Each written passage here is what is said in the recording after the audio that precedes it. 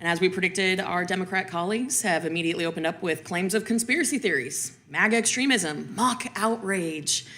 Seems the only ones displaying mock outrage up here today are, in fact, the Democrats. Because according to them, journalists who appear before us aren't journalists, and you here today are not whistleblowers, but we in fact know that you are. But interesting times. The line about Republicans defunding police, that one seems to be particularly special because, respectfully to my colleagues on the other side of the aisle, as the wife of a SWAT medic, as the wife of a first responder currently who has served our community for the last 16 years, I can tell you with certainty that no one hates a bad cop more than a good cop. No one. And I see from you nodding your head that you agree with that sentiment. It is inaccurate and wrong to make that assumption that Republicans want to defund police. It is false.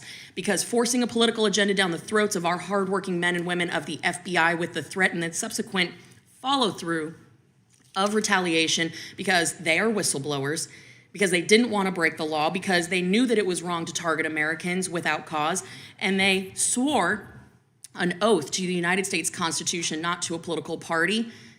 That makes them whistleblowers. That makes them courageous for coming forward and telling the truth. Gentlemen, I'm going to ask you all to please turn on your microphones because we're going to go really fast, okay? Mr. Friend, during your service with the FBI, you served on the FBI SWAT team, correct? Yes. As you heard, my husband is a SWAT medic and has been part of joint operations with the FBI.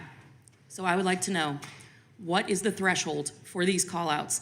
And can you briefly detail the type of crimes warranted for an FBI SWAT team call-out? There's a threat matrix, the SWAT matrix, in order to utilize the tactical team, but it could be as easy as somebody being in possession of a firearm or a request from a local agency just to use the FBI SWAT team. Okay, so Mr. Friend, your security clearance was suspended by the FBI after raising concerns for the use of excessive force with regard to the use of FBI SWAT teams to your direct supervisor, correct? Yes. Would you consider this retaliation? Yes. Thank you. Mr. O'Boyle, you were suspended without pay from the FBI on September 23rd, correct? I was initially suspended on the 26th. The suspension of pay came a little bit later. Thank you for that clarification. You had raised concerns to your chain of command when no action was taken, that you reported these concerns then to Congress, correct? Correct. Once you contacted Congress, you were then suspended. Your top secret security clearance was then suspended for those protected disclosures to Congress, correct? Correct. That seems like retaliation, no? That's to me. Okay. Mr. Allen, you were suspended from the FBI without pay on January 10th, correct? That is correct. You were suspended because you sent links to your squad to provide situational awareness about the FBI investigation on January 6th, correct? Yes. Yes or no? Wasn't open source searches and sharing of information part of the duties of your job? Yes. And subsequently, after doing your job and your supervisors not liking the tone of the open source articles you provided because it didn't fit the FBI's narrative, your security clearance was revoked, correct? To all our whistleblowers, yes or no? Do you believe that the retaliation pattern has a cooling effect on other agents from coming forward or speaking up? Yes or no? Mr. O'Boyle? Absolutely. Yes. Yes. Do you believe that the FBI is purposefully hostile to you for that reason, to keep agents from speaking up? Yes. Yes, without question. Yes. So I think it's clear we have a pattern here. If you speak up about the abuses you are seen as an agent, or are sharing information that may not fall in line with the FBI's political narrative, you will be suspended without pay, have your security clearance revoked, and your life will be turned upside down.